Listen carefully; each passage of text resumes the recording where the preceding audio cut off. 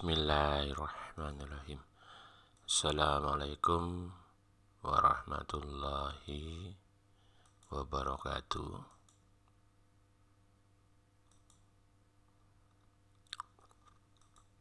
Bertemu kembali dengan saya di channelnya Mas Wid untuk berbagi informasi dengan semuanya yang membutuhkan informasi tentang klasifikasi demokrasi. Sebelumnya perlu saya ingatkan bahwa dengan kondisi saat ini yang mengharuskan siswa belajar dari rumah, bukan berarti belajar dari rumah itu belajar dengan semaunya sendiri, tetapi belajar dari rumah itu tetap mengikuti aturan main seperti belajar di sekolah pada masa sebelum pandemi COVID ini. Jadi meskipun tidak berpakaian seragam, tapi setidaknya berpakaian yang rapi, sopan, tidak memakai daster atau kaos singlet atau baju tidur dan sebagainya, tapi pakailah pakaian yang layak dan sopan. Kemudian kebersihan tetap dijaga sebelum pembelajaran, karena biasanya kalian berangkat ke sekolah harus mandi dulu. Maka sekarang sama, usahakan kebiasaan positif yang dilakukan di sekolah dulu tetap dilakukan di rumah, karena mau apapun kebiasaan itu akan mendarah daging ke kalian dan akan terus menjadi sebuah kebiasaan yang baik. Nah, setelah kita melewati masa ini, tidak tahu kapan kita diberi kesempatan untuk bisa masuk lagi, maka kebudayaan itu atau kebiasaan kalian di saat kalian balik ke sekolah, maka tidak ada rasa rikuh, tidak ada rasa kaget dan sebagainya, karena sudah biasa dilakukan di rumah juga. Itu yang perlu saya sampaikan untuk kembali mengingatkan kalian tetap sebagai siswa mengikuti aturan mainnya siswa seperti apa itu. Baiklah, kita mulai saja pembahasan kita kali ini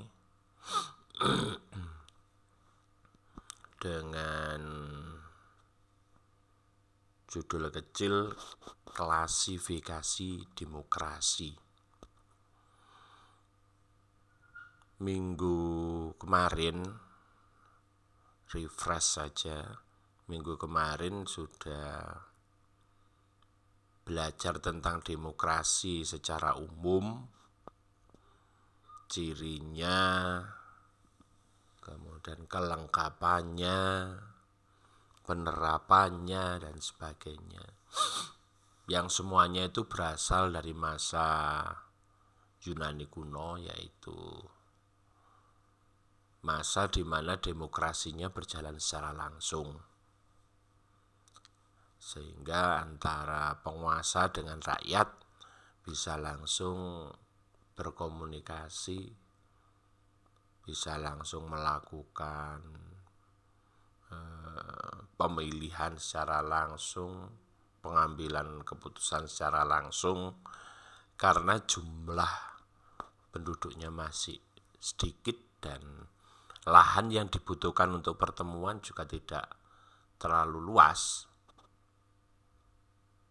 Nah, ketersediaan lahan massa itu masih sangat amat memadai, bahkan berlebihan karena penduduknya cuma sedikit. Masa itu dikenal dengan istilah demokrasi tradisional. Nah, setelah terjadinya perubahan, jumlah penduduknya semakin banyak, yang tentu lahannya semakin lama semakin berkurang. Maka untuk melakukan demokrasi secara langsung sudah tidak dimungkinkan lagi. Berubahlah menjadi demokrasi tak langsung, atau dikenal dengan istilah demokrasi modern. Nah, dengan adanya demokrasi modern itu akhirnya dibutuhkan sebuah peraturan atau aturan main dari demokrasi yang kemudian berkembang menjadi demokrasi konstitusional. Nah, berikutnya dari demokrasi konstitusional itulah yang melahirkan klasifikasi atau penggolongan demokrasi yang berlaku di dunia. Jadi sekarang ini kalau kita melihat demokrasi yang berlaku di negara-negara di dunia, ada yang demokrasi itu dilaksanakan berdasarkan hubungan antar alat perlengkapan negara. Yang kedua, ada demokrasi yang dilakukan berdasarkan titik berat perhatiannya. Apa titik beratnya? Gitu. Ada juga demokrasi yang dilakukan masa sekarang. Bagaimanakah bentuk-bentuknya dari ketiga penggolongan ini? Marilah kita telusuri satu persatu.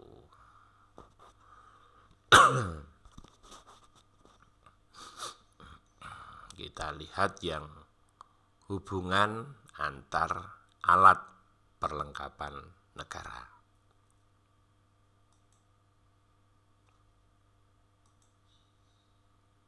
Nah, ini alat perlengkapannya. Dari alat perlengkapan negara, berarti alatnya negara, itu robot menyampaikan adanya demokrasi parlementer. Ini yang pertama.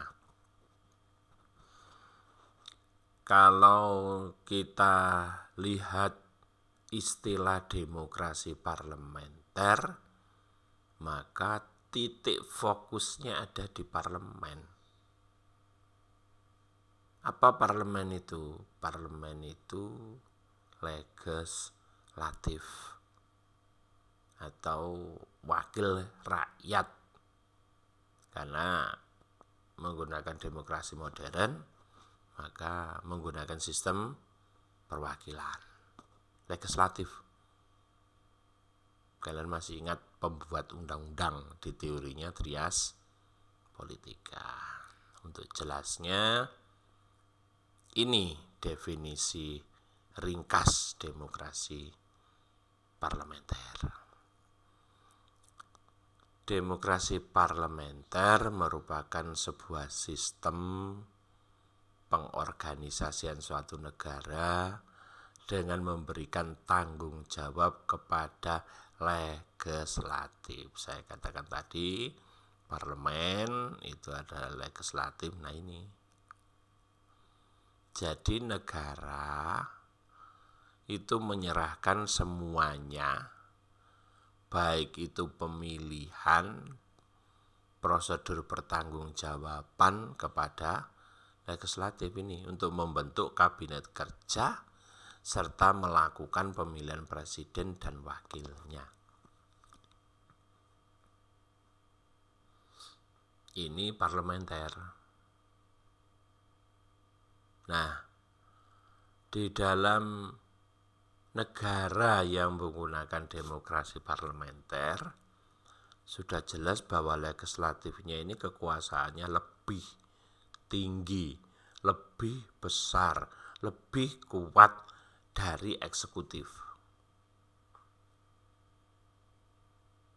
Kalau demikian apa cirinya? Kita lihat ciri dari demokrasi parlementer. Ya, robot bergoyang.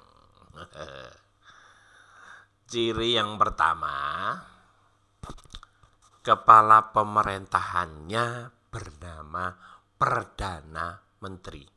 Ingat, kepala pemerintahan bernama Perdana Menteri.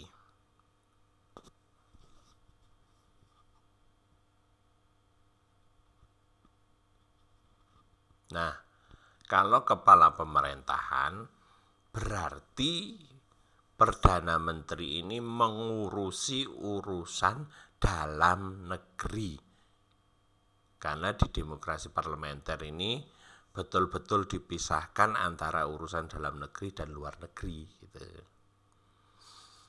Kepala pemerintahnya adalah Perdana Menteri, sedangkan yang menjadi kepala negara adalah seorang presiden atau raja.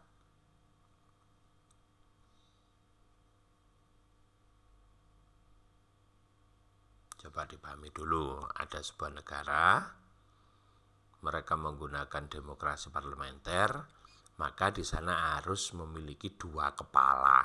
Satu negara dua kepala. Kepala yang satu mengurusi dalam negerinya saja, disebut kepala pemerintahan, yaitu Perdana Menteri. Kepala yang satunya lagi sebagai lambang negara khusus urusan ke luar negeri, diberi nama kepala negara, yaitu seorang presiden atau raja.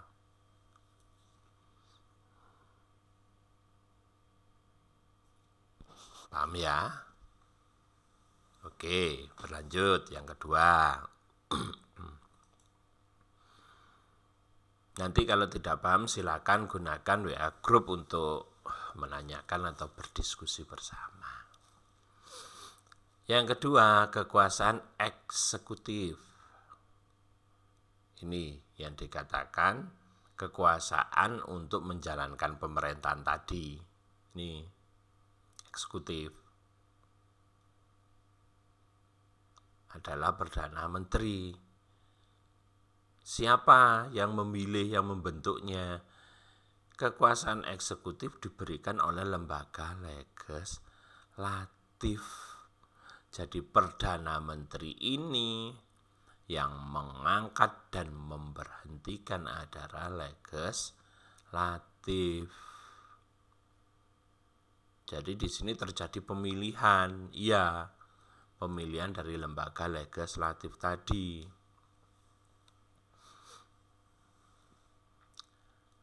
Seperti Indonesia pada masa Orde Baru, presidennya sebagai kepala pemerintahan dipilih oleh MPR. Ini ciri demokrasi parlementer. Nah, sedangkan kepala negara ini pemilihannya diseleksi berdasarkan undang-undang yang berlaku di negara tersebut.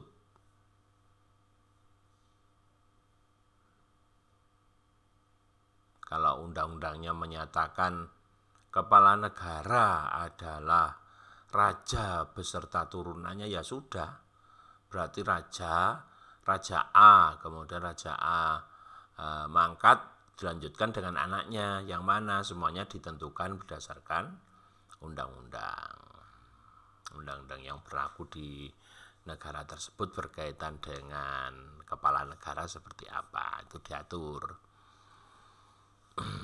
Nah, secara umum partai politik yang memiliki kekuasaan paling besar di legislatif tadi, karena legislatif ini adalah kumpulan dari orang-orang yang mereka berkecimpung di partai politik. Kalau misalnya di negara itu ada 2 partai politik, ya perwakilan dari 2 partai politik itu mana kekuatannya yang besar.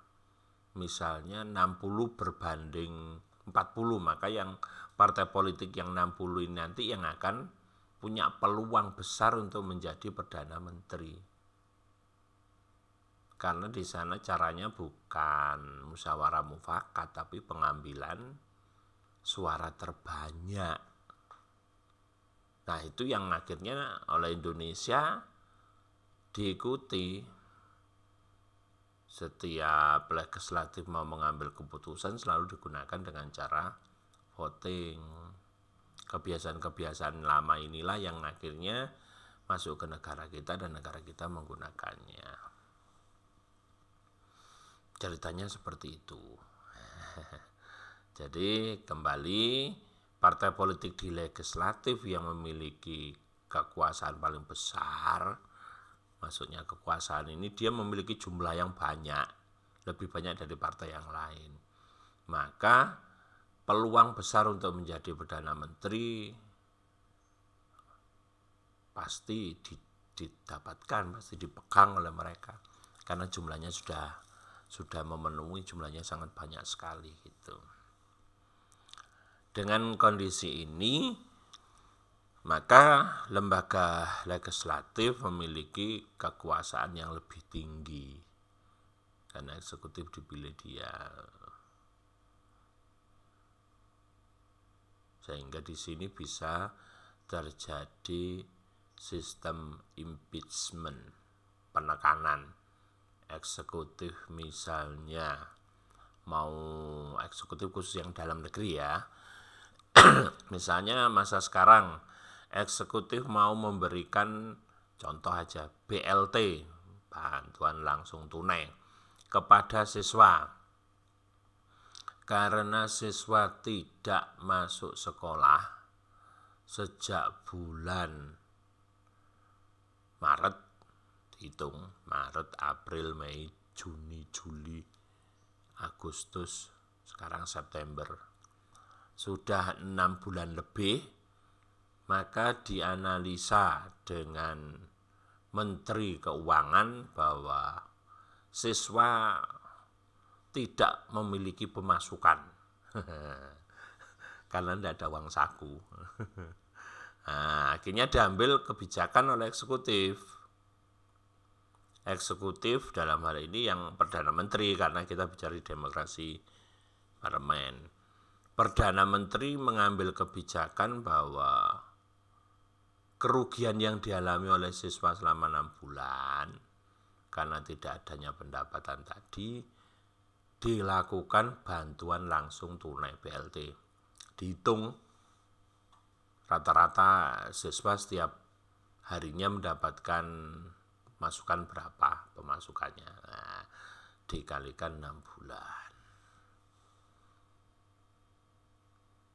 Hal ini, apa kebijakan yang mau diambil oleh Perdana Menteri ini harus sesuai dengan apa yang dimau dengan legislatif tadi, karena dia yang membuat undang-undang. Lah ini yang melaksanakan undang-undang. Kalau ternyata di undang-undang tadi tidak ada bunyinya BLT untuk menggantikan pemasukan siswa, ya jelas di sini akan melakukan penekanan, impeachment. Bahasa politiknya impeachment. Perdana Menteri jangan, itu tidak ada dana untuk mereka. Jadi tidak boleh dilakukan. Nah, eksekutif jelas tidak berani melakukan. Karena apa? Dia berasal dari bagian kekuasaan politik yang besar di legislatif. Nah, ini kelemahannya. Sehingga di sini tidak memiliki kekuasaan yang betul-betul bisa berjalan sesuai dengan programnya sebagai kepala pemerintahan, tapi dia terus diawasi, ditekan, dan sebagainya. Kalau ternyata ini tadi sesuai dengan programnya legislatif yang berupa undang-undang, ya boleh, silakan. Kalau gitu segera, jangan terlalu lama.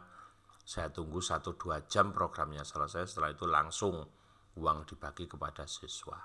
Nah, ini proses atau prosedur untuk menjalankan pemerintahan di negara yang menggunakan demokrasi parlementer.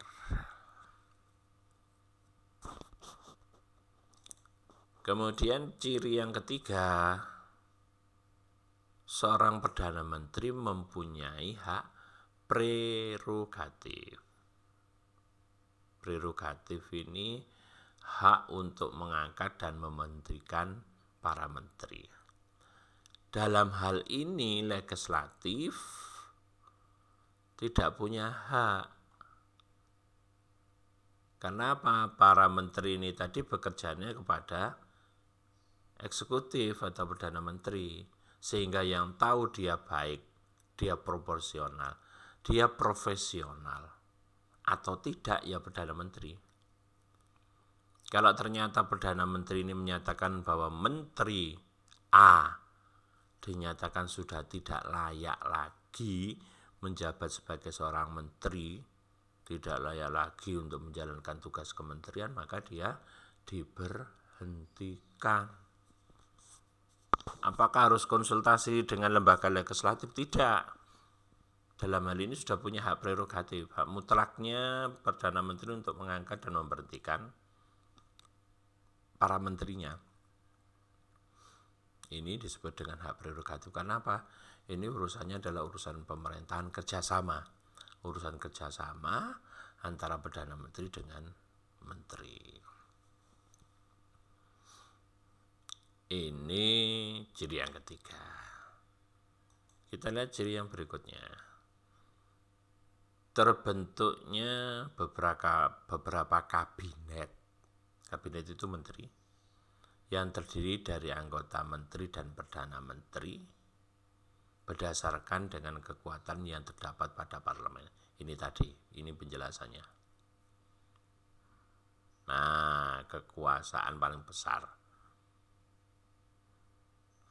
Kabinet itu Perdana Menteri dan Menteri. Tetapi untuk memilih menterinya, untuk menentukan menterinya, ini kekuasaan dari Perdana Menteri. Tapi untuk membentuk dua ini, yang punya kewenangan adalah legislatif. Kalau partainya besar, maka kemungkinannya akan menjadi Perdana Menteri, dan para menterinya itu terserah apakah legislatifnya nanti mau mencampur dengan partai yang lain atau cukup partainya sendiri. Ini kalau parlementer seperti ini. Mau tidak usah dicampur, ya monggo, boleh. Itu di parlemen boleh saja. Misalnya ada partai Demokrat gitu ya. Ya sudah, karena yang banyak jumlahnya kekuasaannya paling besar Partai Demokrat, maka Perdana Menteri maupun menterinya semuanya Partai Demokrat. Boleh, nggak apa-apa. Dipersilahkan. Ini ciri demokrasi parlemen.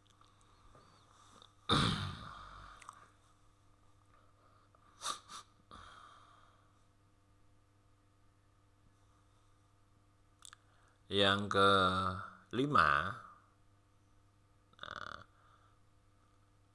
para menteri hanya akan melakukan tanggung jawabnya kepada kekuasaan legislatif. Jadi dia tadi diangkat dan diberhentikan oleh Perdana Menteri, tapi masalah pertanggungjawabannya dia kembali kepada induknya legislatif. Kenapa? Ya karena dia berasal dari kekuatan politik yang ada di legislatif tadi. Dia berasal dari partai politik. Karena dia diangkatnya tadi, dibentuknya, itu dari partai politik, maka apa yang dia lakukan ya dipertanggungjawabkan ke sana. Disinilah nanti muncul istilah mosi tidak percaya. Karena ini laporannya ke sana. Laporannya ke legislatif. Laporan ke legislatif, diketahui misalnya terjadi penyimpangan atau pelanggaran terhadap undang-undang terhadap yang dilakukan oleh Perdana Menteri, muncul mosi tidak percaya dari lembaga legislatif yang membentuknya. Dia bertanggung jawab apa, kenapa melakukan penyimpanan dan sebagainya. Kalau dianggap ternyata sudah terbukti yang dilakukan oleh Perdana Menteri itu melanggar undang-undang, maka secara sepihak lembaga legislatif bisa dia menurunkan atau memberhentikan Perdana Menteri.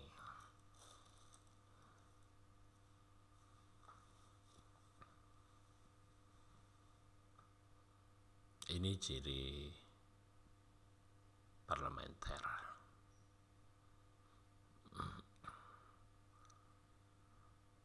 Yang kedua, demokrasi dengan sistem pemisahan kekuasaan.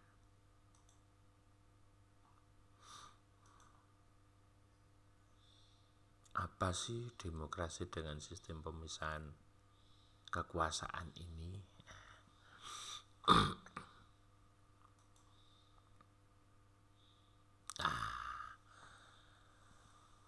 Saya yakin kalian masih ingat dengan teorinya trias politika yang dari awalnya Cak John menyampaikan adanya 3 kekuasaan, legislatif, eksekutif, dan federatif, yang kemudian disempurnakan dengan Montesquieu atau Cak Mon.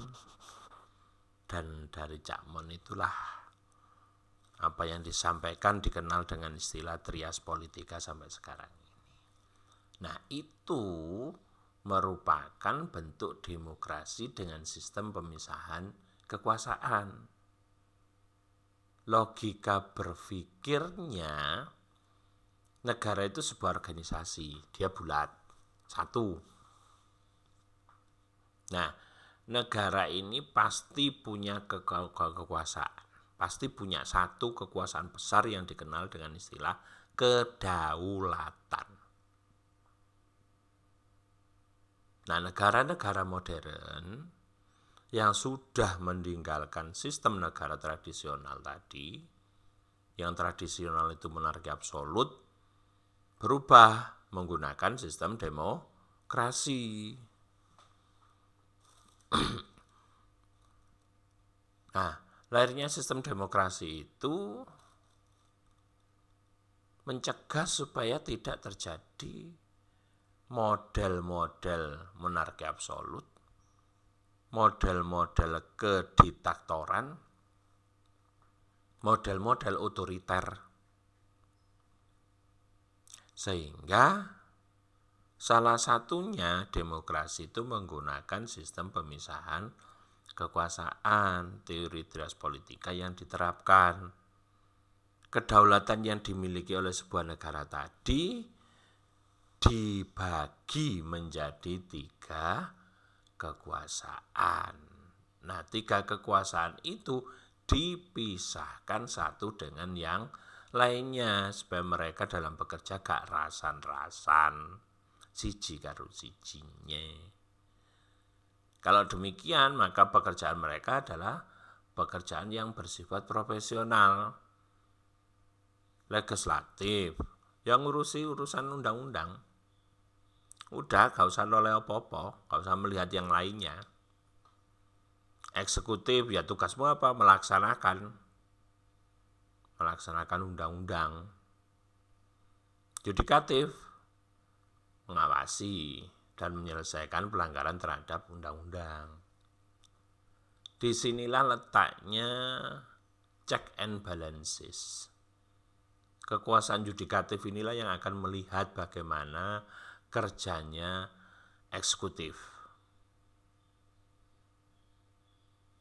termasuk menyelesaikan pelanggaran terhadap undang-undang. Karena dia yang melaksanakan, maka yang dilihat adalah apakah kamu melanggar atau tidak. Kalau urusan legislatif di demokrasi dengan sistem pemisahan kekuasaan ini urusannya dengan kepartaian asalnya masing-masing. Karena kekuasaan legislatif ini kekuasaan yang berasal dari kekuatan partai, kekuatan rakyat. Negara yang menggunakan sistem pemisahan kekuasaan ini sudah jelas ketika kekuasaan itu kembali lagi akan bekerja sendiri-sendiri. Jadi tidak ada sistem impeachment seperti di demokrasi parlementer tadi. Misalnya di sini legislatifnya bernama Senat, udah perwakilan, sistem distrik misalnya, mengambil masing-masing. Ambil contoh sederhananya yang mudah untuk dipikirkan negara kita misalnya. Indonesia menggunakan sistem pemisahan kekuasaan. Legislatif ini berasal dari partai. Ada berapa partai yang ada di Indonesia? Contoh misalnya ada 50 partai, ya sudah. 50 partai tadi pemilu yang dilakukan untuk memilih anggota legislatif. Udah pilih. Jadi kemudian terjadi pemilihan yang kedua untuk apa? Milih eksekutif, milih jadi. Pemilihan ketiga milih untuk yudikatif, pilih jadi. Siapa yang milih? Rakyat. Yang duduk di sini perwakilan partai politik. Yang duduk di sini ya siapa yang mencalonkan. Disinilah awal mula munculnya calon eksekutif atau calon presiden secara mandiri, bukan berasal dari partai politik. Makanya dalam kehidupan demokrasi dengan sistem pemisahan kekuasaan, seorang eksekutif tidak bisa ditekan dengan legislatif, tidak ada urusannya. Meskipun legislatif teriak-teriak, ya sudah, eksekutif mau mendengarkan, didengarkan, kalau tidak EGP. Emang gua pikirin urusan kita sendiri-sendiri. Nah, gitu. Ini hebatnya sistem pemisahan kekuasaan. Sehingga mereka harus bekerja secara profesional, menunjukkan profesionalismenya. Kalau kita mau melihat realnya, ini adalah negara Amerika Serikat.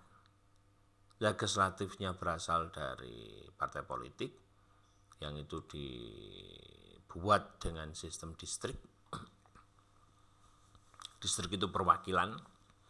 Ada berapa negara bagian, berapa perwakilannya, ditentukan semuanya sebelumnya di dalam undang-undang. Sudah, legislatif.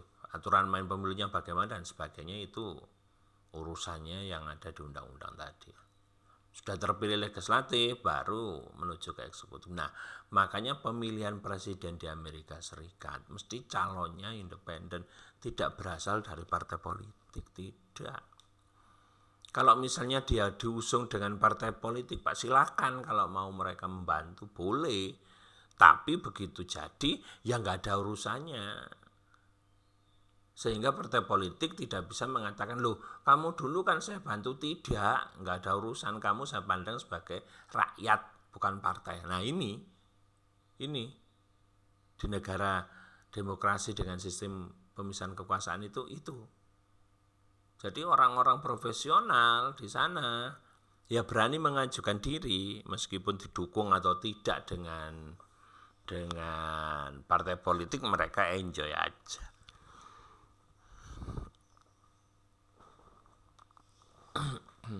Dan di sana, di negara-negara demokrasi, sistem pemisahan kekuasaan fair-fair saja, menggunakan finansialnya, menggunakan kekayaannya. Makanya di negara demokrasi dengan sistem ini pasti yang mencalonkan adalah orang-orang yang kaya raya. Itu pasti, para konglomerat dan sebagainya pasti. Kenapa? Untuk membiayai pemilihannya sendiri. Kalau di Indonesia tidak bisa. Indonesia masih sangat tergantung dengan partai politik.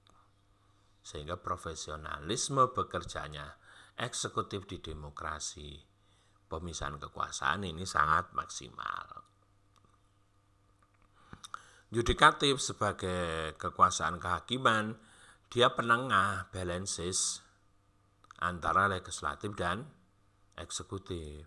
Selalu mengingatkan, legislatif kenapa kamu mau menekan eksekutif? Lihat itu undang-undangnya. Nah, sudah dilihat. Oh ya, minggir gitu. Eksekutif dalam menjalankan tugasmu ya hati-hati, ini ada undang-undang yang mau kamu langgar ya. Kamu terus awasi loh. Kalau misalnya melanggar, maka penyelesaian pelanggaran itu haknya yudikatif, langsung dipersidangkan. Model dan cara ini ditiru oleh negara kita, lahirlah Mahkamah Konstitusi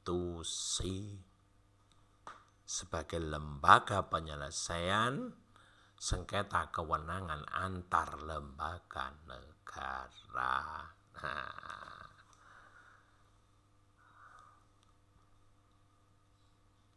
Paham ya? Oke, pelan-pelan. Yang berikutnya, demokrasi melalui referendum. Referendum ini pendapat rakyat. Kalau kita dulu pernah melakukan jajak pendapat untuk Timor Timur melepaskan diri dari Indonesia, itu disebut dengan referendum. Pengertiannya adalah suatu proses pemungutan suara semesta itu rakyat bersama untuk mengambil sebuah keputusan, terutama keputusan politik yang mempengaruhi suatu negara secara keseluruhan. Nah, misalnya amandemen terhadap undang-undang atau undang-undang dasar, perubahan wilayah suatu negara. Nah, Indonesia pernah melakukan pada tahun 1999. Cuma diistilahkan dengan jajak pendapat, lepasnya Timor Timur dari wilayah NKRI. Apakah Indonesia ini nanti masuk ke pelaksanaan demokrasi referendum? Ya nanti kalian yang bagian menganalisa. Saya memaparkan yang sederhana, nanti silakan mencari informasi yang sebanyak-banyaknya untuk melengkapi ini. Di demokrasi referendum ini ada dua ciri yang terpenting. Yang pertama, ada referendum legislatif, yang kedua ada referendum semesta. Yang legislatif ini urusannya adalah dengan konstitusi atau undang-undang. Jadi di saat negara mau melakukan perubahan atau pembaruan terhadap konstitusi atau undang-undang, maka legislatif melakukan referendum persetujuan rakyat seluruhnya. Seperti apa pelaksanaannya? Seperti pemilu. Cuma di sana kartu suaranya cuma berbunyi setuju atau tidak setuju. Nah, gitu aja. Coret yang Anda pilih. Jadi coret yang dipilih. Atau lingkari atau centang yang Anda pilih. Misalnya tentang, kalau di Indonesia misalnya jajak pendapat tadi dilakukan kepada masyarakat Timor Timur atau Timor Leste. Di sana kartu suaranya cuma bicara integrasi dan merdeka. Nah, integrasi dan terpisah. Integrasi dan terpisah. Gitu. Ternyata setelah dihitung jumlah suaranya yang dilakukan oleh legislatif kita saat itu, lebih banyak yang menginginkan terpisah, ya sudah. Karena itu wilayahnya wilayah rakyat Timor Timur, ya sudah. Yang dilakukan di Timor Timur itu adalah referendum semesta. Karena apa? Di sana referendum semesta ini yang diselenggarakan berdasarkan kemauan rakyat.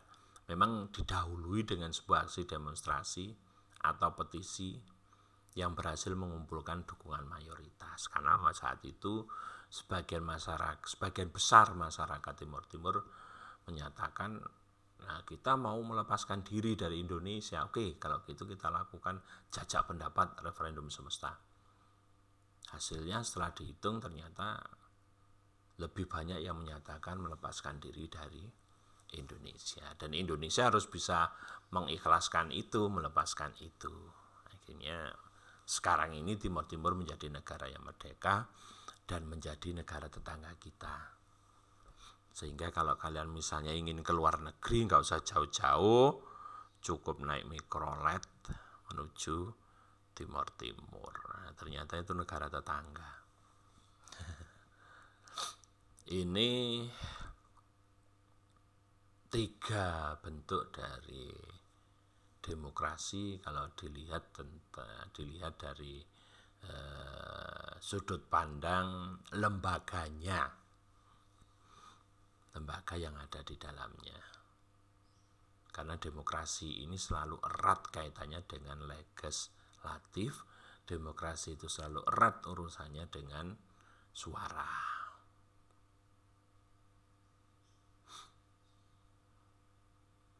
Oke, yang pertama sudah kita lewati, dipahami, tidak jelas, tanya.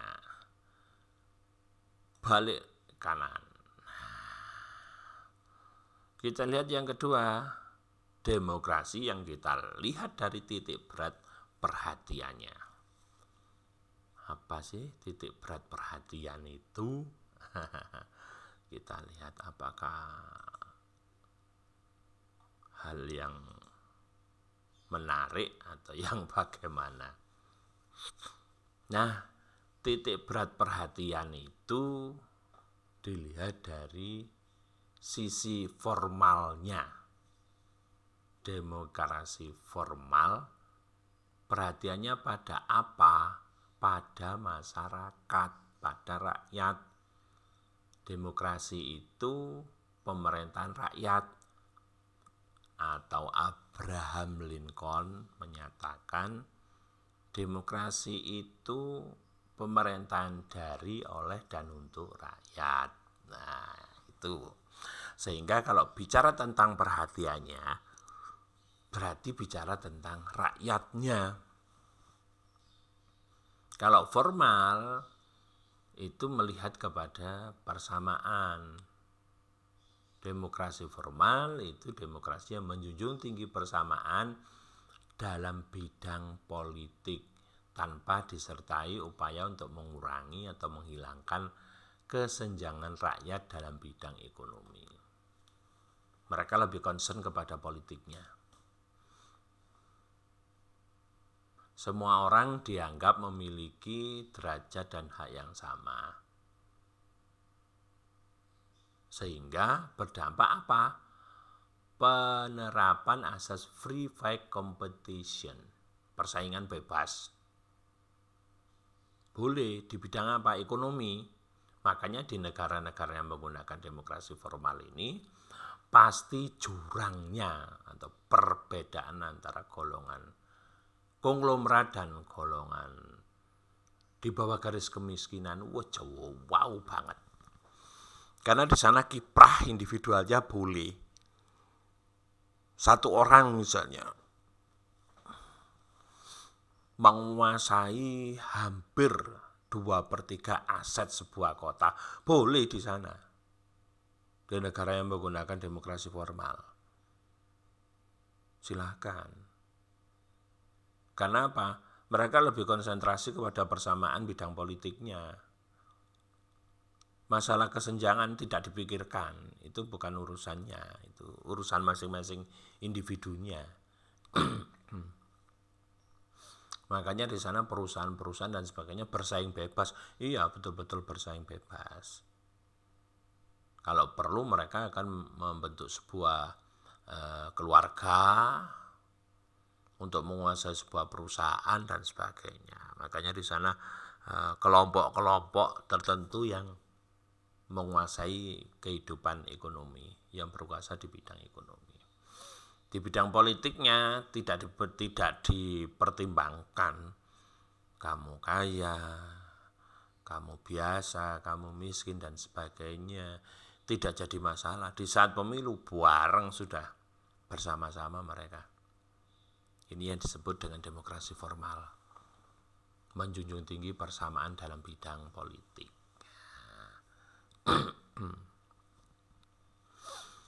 Sehingga di bidang politik ini tidak melihat dia kaya atau miskin, tapi seberapa kekuatan mereka untuk menguasai kekuasaan atau kelembagaan di negara tersebut. Ini demokrasi formal. Nah, disinilah awal mula munculnya para konglomerat atau mereka yang kaya itu bisa membeli atau membayar mereka yang miskin. Kalau sudah urusannya dengan masalah bidang politik. Kamu mau ikut saya? Mau, ya sudah, ayo tak bayar. Nah, makanya di sini banyak digunakan dengan negara-negara yang tadi menggunakan demokrasi pemisahan kekuasaan. Karena calonnya adalah individu, siapapun boleh mencalonkan, boleh. Tapi akhirnya tetap balik kalau di bidang ekonomi, karena individu itu membutuhkan suara yang cukup banyak, maka dia membeli suara di sana. Itu hal biasa dan boleh di undang-undangnya boleh beli suara. Tidak perlu sembunyi-sembunyi seperti di negara kita, enggak. Tidak ada istilah money politik dan sebagainya. Enggak, ya memang sistemnya seperti itu di sana. Nah, di Indonesia mencoba mengikuti itu, tapi dengan sistem yang berbeda, yang enggak cocok gitu. Jadi ini demokrasi formal. Yang berikutnya, demokrasi material. Nah, di demokrasi material berbeda lagi. Kalau di sini tidak mempermasalahkan, tidak mengurangi. Kalau di sini dipersamakan. Demokrasi material menitik beratkan upaya menghilangkan perbedaan dalam bidang ekonomi. Kalau di sini tanpa disertai upaya menghilangkan atau mengurangi kesenjangan rakyat di bidang ekonomi. Kalau ini dibuat sama. Kalau di sini konsentrasinya di persamaan kedudukan dalam bidang politik, kalau di sini konsentrasinya persamaan kedudukan di bidang ekonomi. Sehingga persamaan hak dalam bidang politik tidak begitu diperhatikan.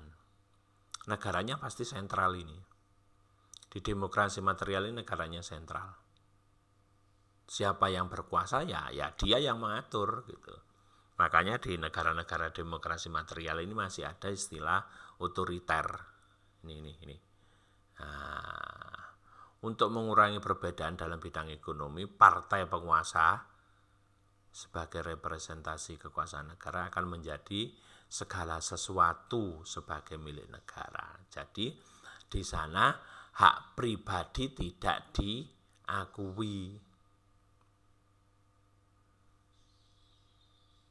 Maka demi persamaan dalam bidang ekonomi, kebebasan dan hak asasi manusia di bidang politik diabaikan.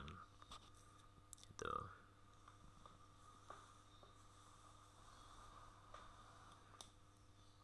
Biasanya di demokrasi material ini partainya cuma satu gitu, enggak lebih. Karena apa? Ya tinggal yang berkuasa siapa gitu aja di sana.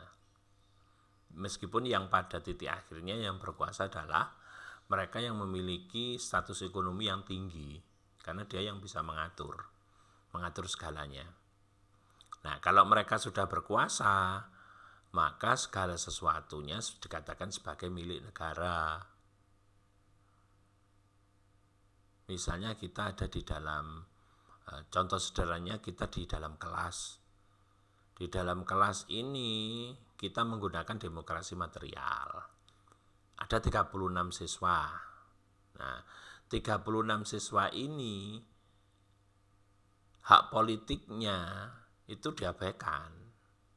Mau memberikan usul apapun ya silakan usul, tapi itu tidak pernah dipakai karena ini dikatakan semuanya miliknya negara.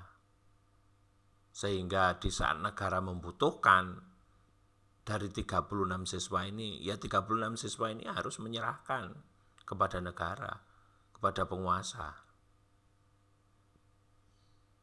Karena apa? Di sana hak ekonominya tidak boleh ada kesenjangan yang tinggi, harus disamakan sudah. Maksudnya persamaan hak dalam bidang menghilangkan perbedaan dalam bidang ekonomi ini, status sosial ekonominya sudah disamakan, nggak ada. Makanya di negara-negara yang menggunakan demokrasi material ini asasnya adalah sama rata, sama rasa. Demokrasi ini saya contohkan tadi biasanya dipegang oleh negara-negara komunis. Satu negara komunis ya sudah, kalau ada yang makan satu ya makan bersama itu. Makanya rata-rata di negara demokrasi material ini banyak buruh, banyak karyawan, banyak pekerja. Rata-rata mereka tidak berpikir yang jauh-jauh, yang penting hari ini bisa makan, mereka bekerja lagi, makan, mereka bekerja lagi, makan, hidup dan seterusnya, cuma itu aja. Itu yang terjadi di demokrasi material. Makanya dikatakan material, mereka cuma berpikir secara materi. Secara spiritualnya sama sekali, itu dianggap sebagai racun oleh mereka, meracuni kehidupan mereka. Nah, sehingga ekonominya ya, kalau di sana apa ada yang kaya, ya ada, cuma kecil sekali sebagian. Kalau dibandingkan dengan demokrasi formal, ya berbalik 360 derajat. Di formal sana malah banyak yang kaya. Bahkan di negara-negara demokrasi formal, mereka yang ekonomi masyarakatnya dikatakan di bawah garis kemiskinan, digaji oleh negara, ditanggung oleh negara. Kalau di demokrasi material ya enggak, mereka bekerja sendiri-sendiri. Makanya ini istilah demokrasi material ini seperti yang diutarakan oleh Bang Rhoma Irama, yang kaya makin kaya, yang miskin makin miskin. Lah ini ada di sini. Demokrasi material.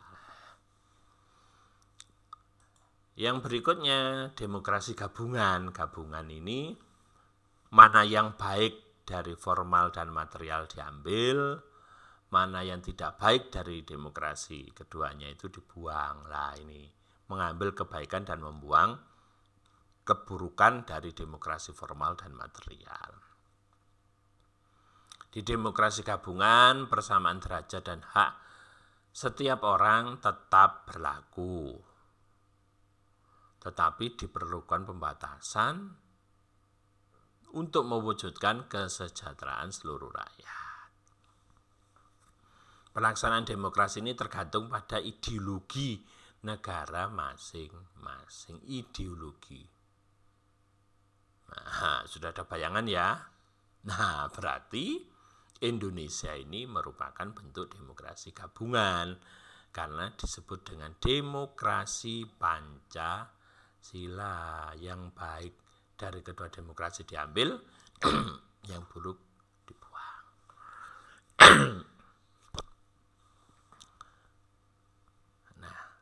Sudah ada gambaran kan? Kenapa kita mengambil demokrasi Pancasila? Oke, balik lagi ke depan. Kita melangkah di langkah terakhir. Di langkah terakhir ini berlakunya di dunia masa sekarang.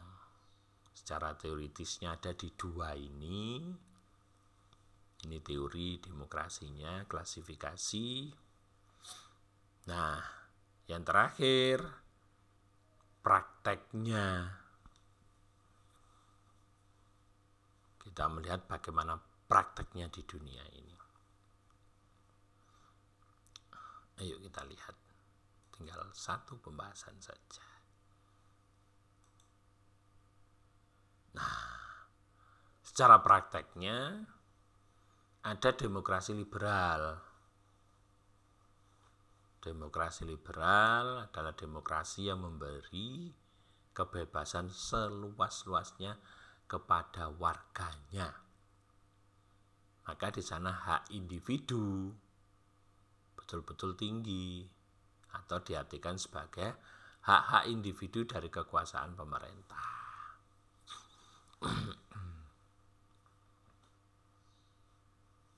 Nah, keputusan-keputusan mayoritas dari proses perwakilan atau langsung diberlakukan pada sebagian besar kebijakan pemerintahan yang tunduk pada pembatasan agar keputusan pemerintahan tidak melanggar kemerdekaan dan hak individu seperti yang tercantum dalam konstitusi.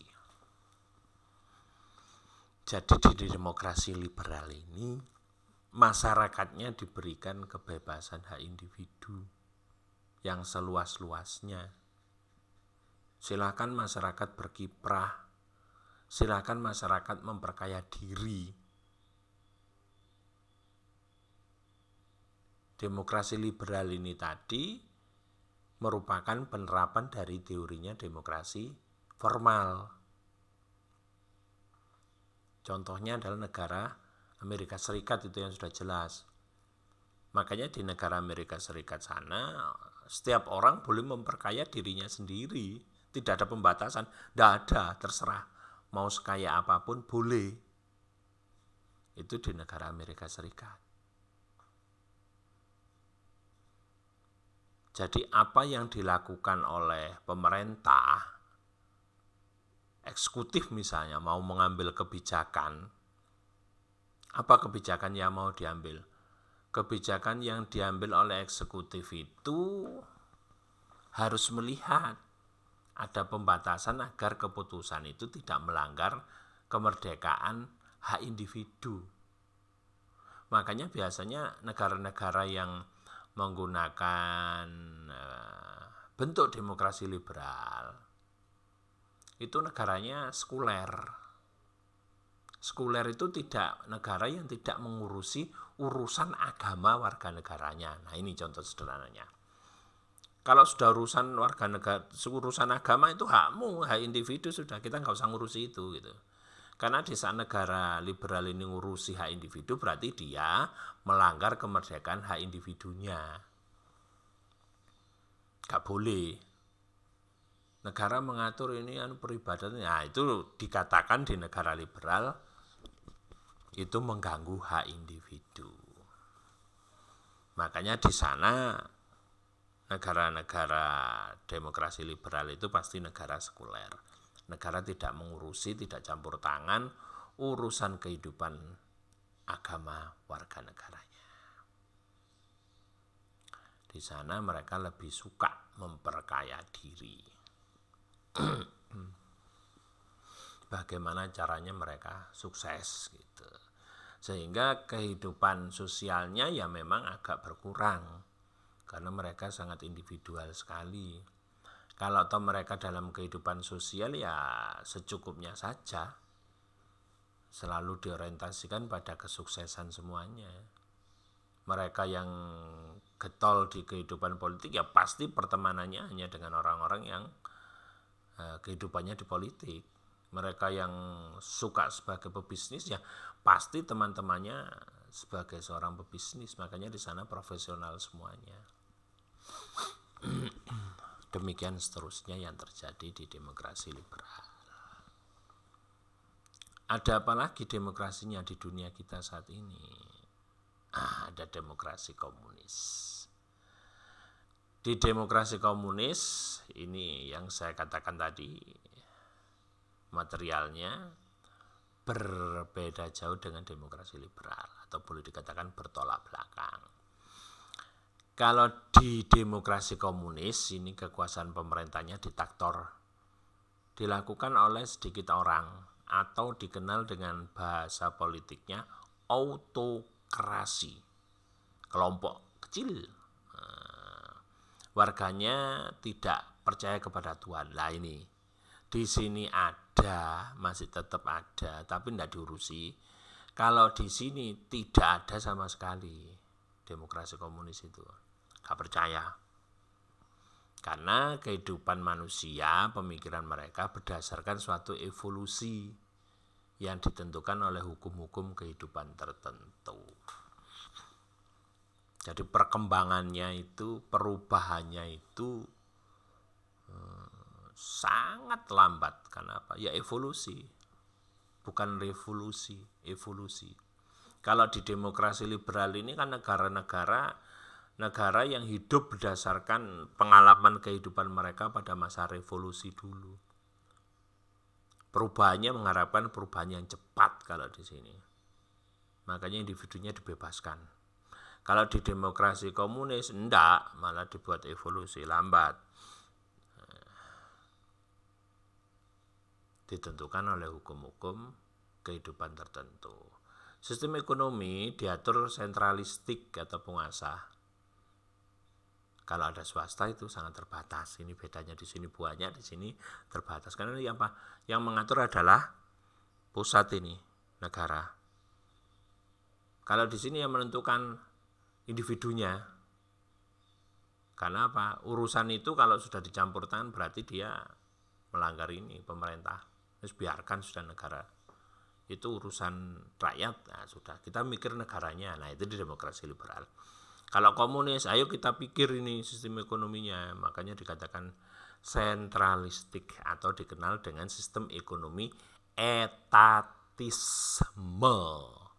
Terpusat, semuanya diatur oleh negara. Di sini tidak ada kebebasan individu, ditekan, hak individunya ditekan. Yang ada cuma hak sosial. Hak sosial itu ya itu tadi, sama rata, sama rasa. Buruh semua gitu. Kalau toh ada yang menjadi pengusaha ya cuma 1-2 orang itu yang menguasai usaha dengan punya buruh yang sedemikian banyaknya gitu. Makanya di demokrasi komunis juga ada pemilihan umum, ada. Nah, pemilihan umum ini biasanya dimenangkan dengan orang-orang yang menguasai perusahaan dengan jumlah buruh yang besar. Karena dia yang menentukan sentral. Menghidupi sekian banyaknya orang berarti dia sudah punya suara yang sedemikian banyaknya pada saat pemilu, dia pasti akan menang gitu. Itu di demokrasi komunis. Dan modelnya di demokrasi komunis itu kaya dan sebagainya itu turunan, jadi diberikan. Itu. Misalnya ada kaisar punya anak, nah itu diserahkan dari kaisar ke anaknya. Ya dia pasti akan kepilih lagi, demikian seterusnya. Tanpa disengaja di sana itu adalah modelnya turun temurun, tapi tetap menggunakan sistem demokrasi dengan pemilihan gayanya mereka, pemilu dengan gaya mereka. Nah, yang ketiga ini milik kita, demokrasi Pancasila. Sebagai perwujudan demokrasi, penggabungan tadi, mengambil baiknya liberal dan komunis, membuang buruknya liberal dan komunis. Makanya disebut dengan demokrasi Pancasila. Demokrasi yang berdasarkan sila-sila Pancasila yang dilihat sebagai satu keseluruhan yang utuh. Makanya di negara kita selalu melihat adanya keseimbangan antara hak individu. Di negara kita ada hak individu, tapi bukan kebebasan seluas-luasnya, karena hak individu ini harus disejajarkan dengan hak sosial. Kalau di sini hak sosialnya yang sangat tinggi, hak individunya hilang. Kalau di sini hak individunya tinggi, hak sosialnya tidak diperhatikan. Nah, di Indonesia antara hak individu dan hak sosial ini berdampingan, sederajat, sama.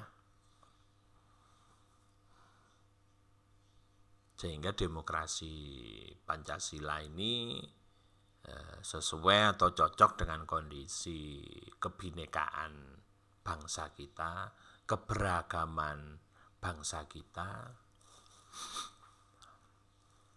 yang akhirnya diatur dengan 5 sila menjadi satu kesatuan. Tidak diatur dengan satu, tapi kelimanya secara bersamaan. Nah, sampai di sini dulu pembahasan kita tentang klasifikasi atau macam-macamnya demokrasi secara teoritisnya dan secara penerapannya di dunia. Ada kurang lebihnya, saya mohon maaf yang sebesar-besarnya. Untuk kali ini tidak ada tugas tertulis, tapi tugas kalian adalah melengkapi apa yang sudah saya share informasi yang secuil ini. Kalian lengkapi saja, nanti di akhir semester saya akan memintanya untuk kelengkapan dari masing-masing penjelasan saya mulai pertemuan 1 sampai sekarang ini. Untuk minggu depan silakan dipelajari tentang prinsip-prinsip demokrasi yang sudah saya paparkan ini tadi. Semua ini dilihat prinsip-prinsipnya seperti apa, ciri-cirinya seperti apa, kelebihan kekurangannya seperti apa. Nah, minggu depan kalian akan bermain-main dengan soal. Sampai sini dulu apa yang bisa saya sampaikan. Mohon maaf yang sebesar-besarnya. Ada kurang lebihnya, tetap jaga kesehatan, belajar di rumah, olahraga dan sebagainya. Makan yang bergizi, bervitamin. Itu pesan sponsor terakhir saya. Silakan setelah ini selesai kalian merefleksikan pembelajaran kita hari ini. Kalau ada masukan, saran dan sebagainya, silakan langsung kita diskusikan di WA grup kelas. Terima kasih. Assalamualaikum warahmatullahi